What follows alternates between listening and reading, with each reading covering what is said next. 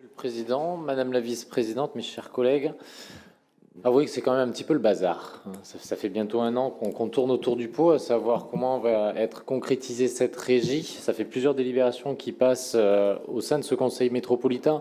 Je vous avais même à l'époque alerté sur l'exode des agents de Bordeaux Métropole vers soit d'autres services, soit d'autres communes.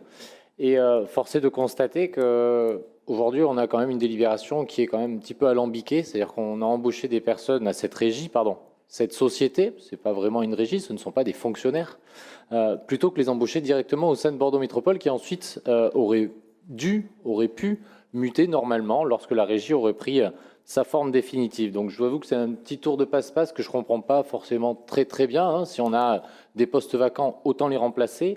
Et pour assurer quand même une certaine sérénité, parce qu'il y a toujours des interrogations au sein de Bordeaux Métropole comme au sein du délégataire, où est-ce qu'on en est par exemple sur des choses très concrètes dont les agents se posent la question, hein. Le marché sur la prévoyance qui devait être passé avant l'été, est-ce qu'il est passé, est-ce qu'il n'est pas passé? Quels sont les tenants et les aboutissants de ce genre d'avantages qu'ils ont et dont ils n'ont aujourd'hui aucune information sur ce devenir-là?